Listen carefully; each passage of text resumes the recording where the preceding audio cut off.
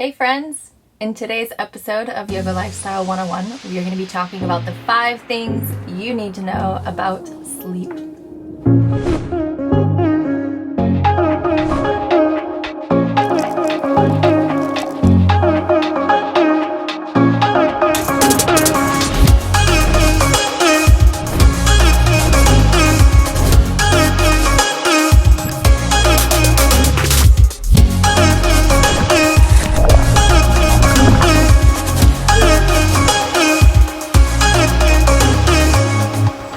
First thing that you need to know about sleep is that you should question everything you hear about sleep. So question us. Yeah. In the video about recommendations for sleep, question us. Do your own research. You hear so much that you need 8 hours of sleep every night as an adult. It really doesn't make sense. We don't know how they came up with that number or who recommends that. We understand fully that there's a ton of research that has gone into sleep and sleep cycles, but the fact that they recommend 8 hours completely doesn't make sense. It doesn't make sense because sleep cycles are in 90 minutes. So it wouldn't make sense to recommend 8 hours. You need to really make your own experiences, your own research, so question everything you hear and trust your experience more with how you feel, what different sleep rhythms, patterns, times, whatever it is, works for you. Nice. Get a little more light in here. Thanks, Arby.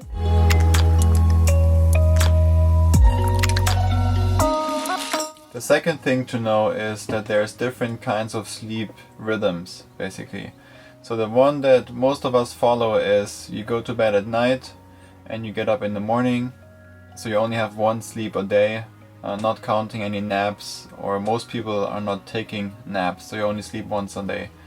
And the whole thing with this rhythm came up basically with 9 to 5 jobs when we started working during the day, so that everyone's working from 9 to 5, let's say, so you sleep from the evening at night. Half of your day is work, half of your day is sleep. But this is not the only rhythm that exists. A lot more other rhythms are there, sleep rhythms that most people don't know about.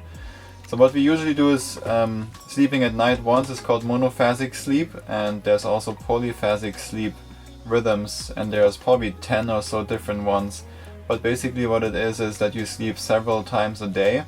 That could be from a longer sleep at night to one nap in the afternoon, or then you do more and more naps and shorter periods of sleep where the sleep quality is still very high, but you just need a lot less sleep and you sleep several times a day. Do your own research on polyphasic sleep if you're interested. We might put a link below in the description that takes you to Wikipedia or whatever it is. Yeah. There's a lot of research out there too. This is also how animals sleep. If you watch them, they don't go to bed at night, get up in the morning and sleep only once. If you watch all these documentaries, you see them sleep during the day several times, and they go hunt, they eat, sleep, and then repeat basically. So it's a very natural thing to do for animals, and it used to be for humans as well. So look it up, do your own research. We have tried it out, and also with naps and all different kinds of rhythms, and make your own experience. Decide for yourself what works for you. The third thing on our list is setting up good environmental conditions so that you can have a restful sleep. So it's better to have the windows open or a little bit of cool air. You don't want it to be too hot in the room. You can get really dehydrated throughout your sleep if it's too warm. Also having a good quality mattress. Usually we think we want a soft mattress because it's like soft and cozy and everything, but actually it's pretty bad for your back. So if you have low back pain, it's most likely because your mattress is soft. So it's better to invest in a harder mattress and a good pillow. So you spend a fourth of your life on your mattress. You should really invest in a good one that fits well for your body. And just like the animals sleep several times a day, and it just goes with the rhythm of nature, and it's kind of natural thing to do. It's also very natural to follow the rhythm of the sun. So there's a lot about in Ayurveda as well, how to live with the sun, be in sync more with nature. And the thing that really works well for us is to get up basically with the sun or before sunrise, and then go to sleep also shortly after sunset. So you're not sleeping in till 10, 11 a.m. and then you go to bed at midnight or 1 a.m. You can really miss out on some really good quality sleep if you follow a rhythm like that. It helps a lot to follow the sun, get up with sunrise, the day starts, the day ends with sunset. Then varies also with the season as well. So in winter, you can imagine you sleep depending where you live, but in the Western world where you have a good time difference in winter and summer and everything, there you go to bed a little bit earlier, maybe sleep longer, and in summer when it's longer light out, you go to bed a little bit later and you still get up early, and the nights are usually a little bit shorter. And if you're one of those people that just claims right away that this isn't for me because I'm a night owl and I stay awake at night and that's when I function best, it's usually because in the night you have electronics in front of your face, you're watching movies, you're playing video games, you're doing things that are purposely keeping your brain active. So of course it's going to be harder to fall asleep when you get done playing a video game where you're like shooting people up or like doing crazy stuff like that's explosions or scary movies or anything that's activating and stimulating your brain. It's going to make it harder to fall asleep. So if you're one of those people that's a night owl and you have a hard time going to bed as soon as the sun goes down, then consider removing any electronics at least 30 minutes before you go to sleep. Instead, pick up a book and read, or take a shower, or have sex with your partner. Yeah. Have sex with yourself, whatever. But it's better to not have electronics in your face, just keeping you awake. The blue light is still stimulating your brain and makes it think that you still need to be active and it needs to be functioning. And so this is why it can affect your sleep quality. A couple months ago we went to a friend's house and stayed there for a couple of nights, and we watched TV in the evening, which we never do because we don't have a TV. We got rid of ours like 10 years ago, so haven't watched in 10 years. So when we see a TV, it's for us like, oh wow, what is this? It's mesmerizing a little. Yeah, and so we stayed at our friend's place and watched TV in the evening. Before going to bed, basically watched 1 or 2 movies, which is very rare for us to do. But we had such a hard time going to sleep. We were like shaking almost, so wired and awake, and we had a hard time going to sleep that night. And that reminded us how much this sleep, the TV, watching TV or keeping your brain so active before you go to bed, how much it really affects you. The last thing on our list, and the most important thing that we have learned about sleep, is that sleep happens in 90-minute sleep cycles. So if you wake up after 8 hours of sleep, you're waking up in the middle of a sleep cycle. So it's better to set yourself up for success by setting your alarm that would allow you either 4.5, 6, 7.5, 9, etc. until you feel rested, but really forcing yourself to do those 90-minute increments. So if you go to bed and you check your alarm the next morning or try to time it and you see that you're in the middle of a sleep cycle, you have 2 choices.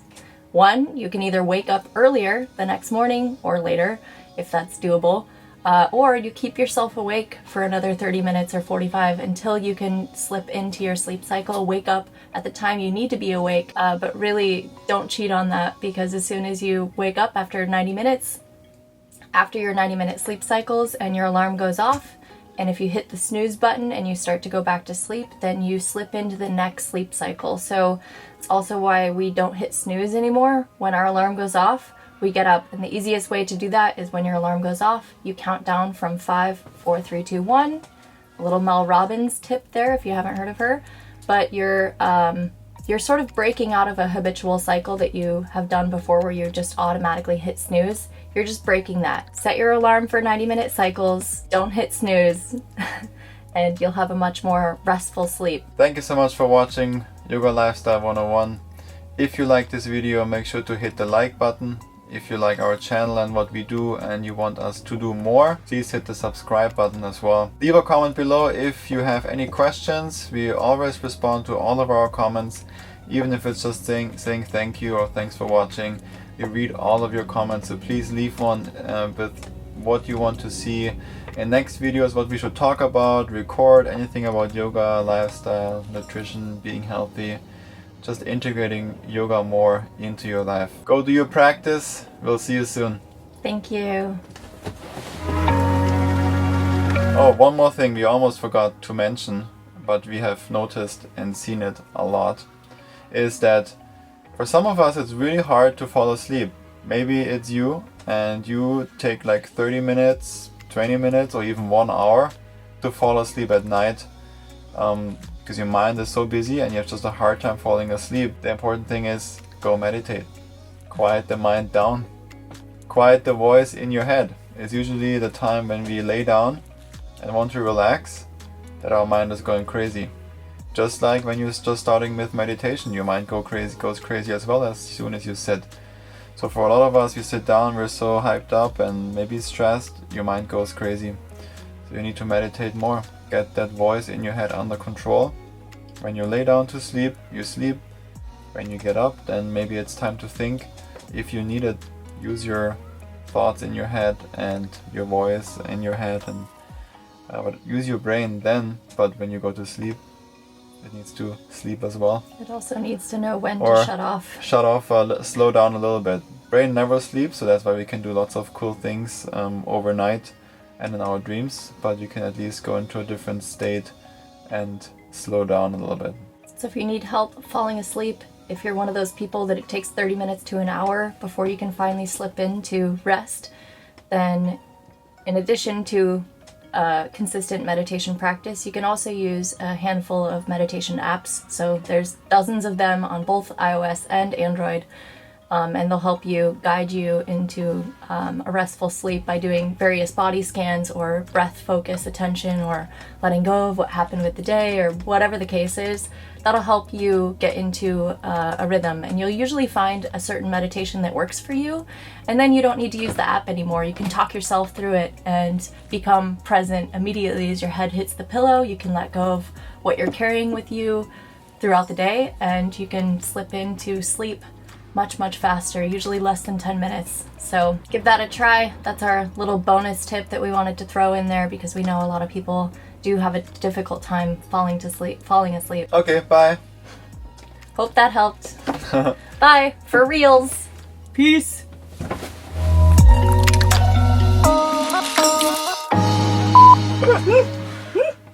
Blah, blah, blah, blah. Words are difficult. So I think that's okay.